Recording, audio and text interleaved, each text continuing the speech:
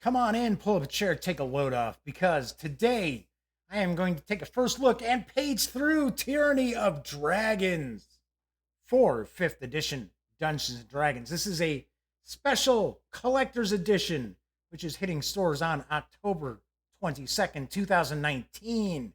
So, are you curious what's inside? So am I. So, we'll crack this open right after this.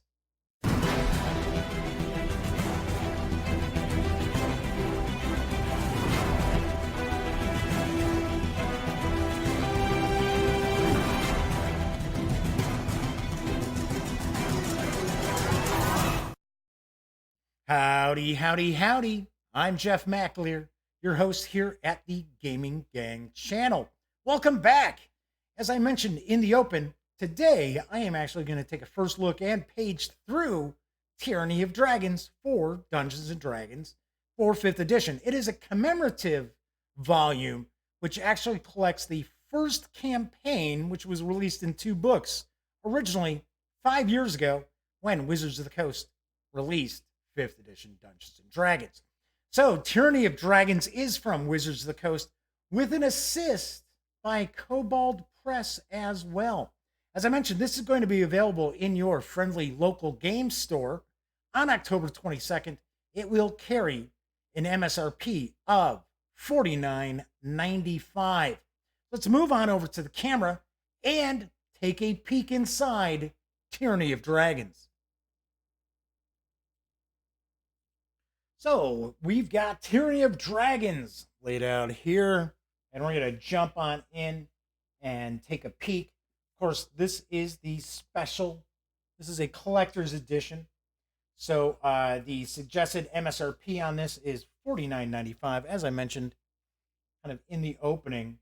So this does combine both the Hoard of the Dragon Queen as well as Rise of Tiamat, which 5 years ago, good old Wizards of the Coast did launch the 5th edition of Dungeons and Dragons. And what is going on with this is effectively, this is to celebrate the 5-year anniversary by re-releasing both of those campaign books combined into one, because it was a 2-book campaign. It was a 2-book adventure. So I do understand that we have seen some changes, some updates, some smoothing out of the campaign as well. I did review both Hoard of the Dragon Queen as well as Rise of Tiamat back when they did come out. You can check out my written reviews. They were not video reviews. I will be the first to point out I did not think much of both books. I'm not sure what we might be seeing as far as some changes in here. I have heard through the grapevine that there have been a lot of tweaks to this. Because when I first reviewed, especially the first book, it basically the main story was kind of like, wow, did they just lift this out of like a Call of Cthulhu adventure? Like, go find the pieces of this. It's like, what? It just, and you're dealing with cultists and things like that. Of course, obviously enough, you're going to be looking through this with me. And of course, there are spoilers. You are going to see different big bads, different maps, different dungeons. So I'll tell you one thing right off the bat, because, and this is a combination between Wizards of the Coast and Kobold Press, who put this book together. The paper quality is really nice. Really, really nice. So this will certainly hold up to repeated use. As long as that binding is good, you should be A-okay. So just kind of paging through here. I will actually put together a video review of this book. Like I said, even though I reviewed both the original releases when they came out, I will actually go and reread this, see what they've changed. I mean, it's been a long time. I'll be honest, I never ran Hoard of the Dragon Queen or Rise of Tiamat. I just simply had read them and shared my thoughts on both books. So there is a lot going on. This is a very long campaign. And one of the things I recall, and I think they may have changed some things up with this new collector's edition, is that seemed like big chunks of kind of downtime where you're kind of like, well, if I were a new dungeon master, I'd be thinking, well, what am I supposed to do to fill in some of these blanks? So I think we may have seen some. I think that's what they mean when they're talking about smoothing things out. So, but then again, I could be completely wrong. I could be completely wrong. I do like the artwork. I think the artwork's pretty good in this.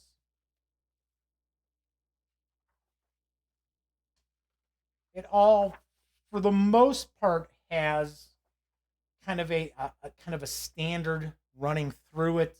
It's not a lot of like mishmash. It's like suddenly it's like, wow, that is a really cool image, and then it's like, what the hell is that?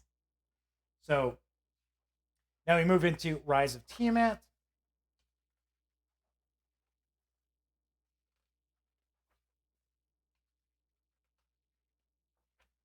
And of course, it opens up by kind of breaking down what's going on for the dungeon master, kind of giving him a brief synopsis of what's kicking. And I'm sure I'm not spoiling anything when I say what's basically going on is this dragon cult is looking to release the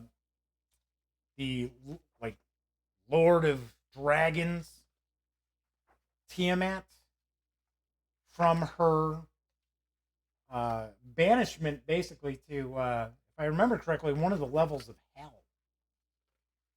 Tiamat actually makes a guest appearance in Descent into Avernus.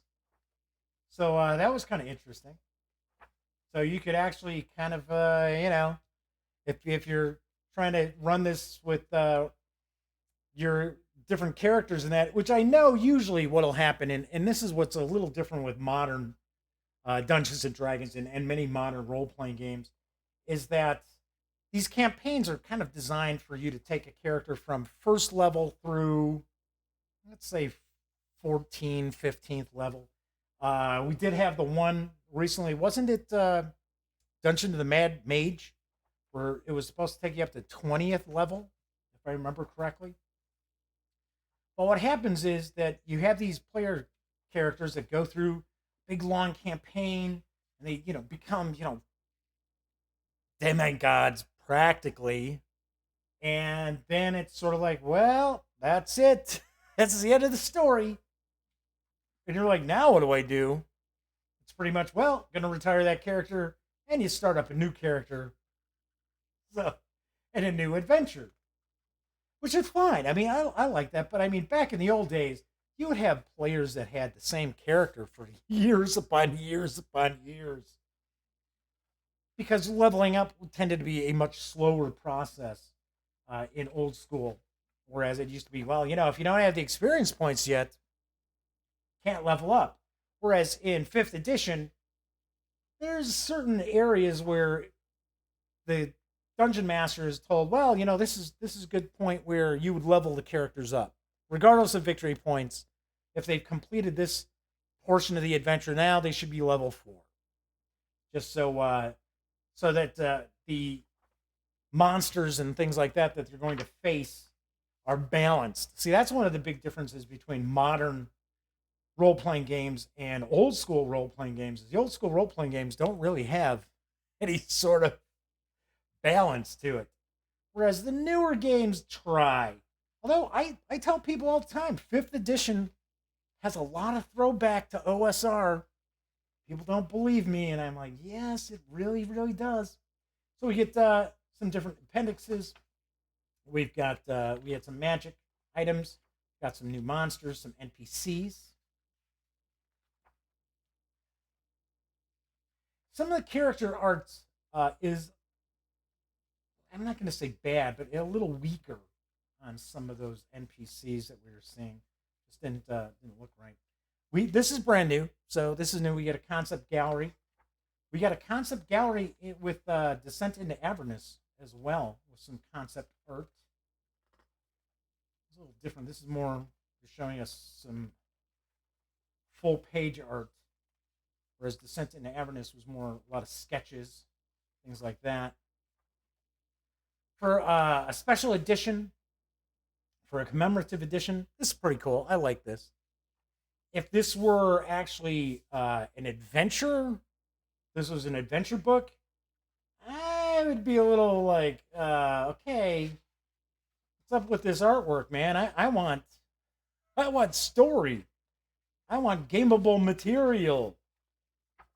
So, but this is more along the lines of what we saw in Descent into Avernus.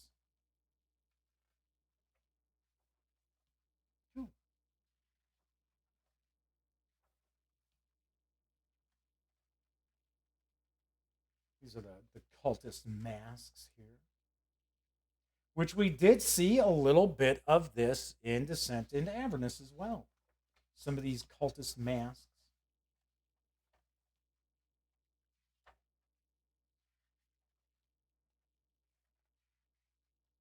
All right. And we get some of the NPCs again. And some concept art for the different dragons. And then that wraps it all up. And that is what we see when we page through Tyranny of Dragons from Wizards of the Coast and Kobold Press. So let's switch on over to the other camera. There you have what's inside Tyranny of Dragons for 5th edition Dungeons & Dragons from Wizards of the Coast with an assist by Kobold Press. I'm going to do everything I can to make sure that I've got a fresh review for Tyranny of Dragons before it hits your friendly local game stores on October 22nd. All right, so that's it for this time out. As I like to point out, if you like the video, please give it a quick thumbs up. If you check out some of the videos on the Gaming Gang channel and you dig them, by all means, subscribe. If you do subscribe, don't forget, ring that little bell, because it will not only inform you when I upload new videos, but it'll also pretty much ask you to join me live Monday through Fridays at 7 p.m. Central as I share the Daily Dope, as I bring you the latest tabletop gaming news right here on YouTube. So also, when you're not watching videos on the Gaming Gang channel, be sure to visit thegaminggang.com for all the latest in gaming news, reviews, comics, movies, TV. Come on, by now you know the drill. Get your geek on at thegaminggang.com. Once again, I'm Jeff McAleer, and until next time, happy trails.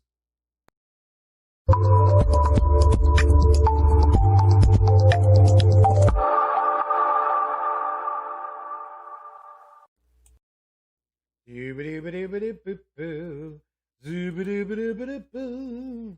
Zabba-dabba-dabba-dabba-bum. Zibba. Whoa, hey. I didn't realize that you were still here.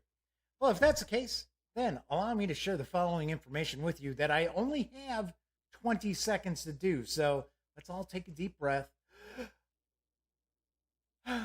So, if you would like to subscribe to the Gaming Gang channel, please click right here. If you want to check out the latest episode of the Daily Dope, click right here. And if you'd like to check out a randomly selected standalone video, by all means, click right here. Once again, I'm Jeff McAleer, and thanks for watching.